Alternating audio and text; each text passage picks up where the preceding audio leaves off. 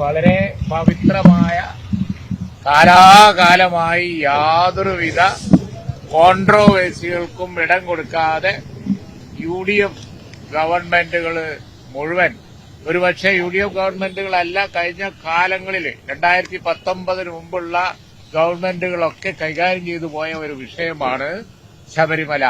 അതുപോലെ തന്നെ മണ്ഡലകാലം, അവിടെ നടക്കുന്ന ആരാധനാ കർമ്മങ്ങൾ, അതിലെ അനുഷ്ഠാനങ്ങൾ എല്ലാം. പക്ഷേ ഈ ഗവൺമെന്റുകൾ ഇടതുപക്ഷ 2019 ശേഷം ഈ ഗവൺമെന്റ് വന്നതിന് ശേഷം തന്നെ ശബരിമല എപ്പോഴും രാഷ്ട്രീയ കോൺട്രോവേഴ്സിയിലാണ്. യുവതീ പ്രവേശനം തൊട്ട് ഇങ്ങോട്ട് വന്നതാണ്. എത്ര കോൺട്രോവേഴ്സികളാണ് രാഷ്ട്രീയമായി ശബരിമലയെ മുതലെടുക്കുന്നത് കൊണ്ടാണിത്.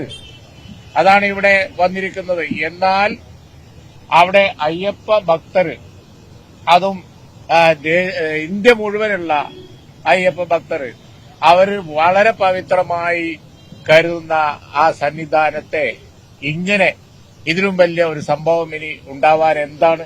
2019 ശേഷം നിരന്തരം നടന്ന ഈ കളവ്, ഈ കൊള്ള, അത് കണ്ടുപിടിക്കാത്തത് ഒരു ഗവൺമെന്റിന്റെ ഉത്തരവാദിത്തം തന്നെയാണ്. 19 ശേഷമുള്ള ഗവൺമെന്റുകളുടെ, 2 ഗവൺമെന്റുകൾ അവരുടെ ഉത്തരവാദിത്തം തന്നെയാണ്. മന്ത്രിമാരുടെ ഉത്തരവാദിത്തമാണ്, ദേവസ്വം ബോർഡിന്റെ ഉത്തരവാദിത്തമാണ്. യാതൊരു സംശയവും ആ കാര്യത്തിലില്ല.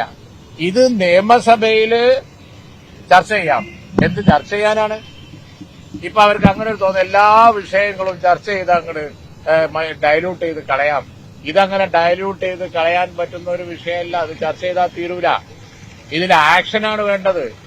ഇതില് ജനങ്ങൾക്ക് ആ വിശ്വാസം വരുന്ന, കോൺഫിഡൻസ് വരുന്ന, ശബരിമല സംരക്ഷിക്കപ്പെടുന്നുണ്ട് എന്ന് കോൺഫിഡൻസ് വരുന്ന ആക്ഷനാണ് വേണ്ടത്. ആ ആക്ഷൻ വരെ തീർച്ചയായും ഈ സമരം നിലനിൽക്കും. തീർച്ചയായും UDFും അതിനോടൊപ്പം നിൽക്കും. ശബരിമലയുടെ പവിത്രത സംരക്ഷിക്കാൻ വേണ്ടിയുള്ള ഈ സമരത്തിൽ UDF അടിയുറച്ചു നിൽക്കും എന്നാണ് പറയാനുള്ളത്.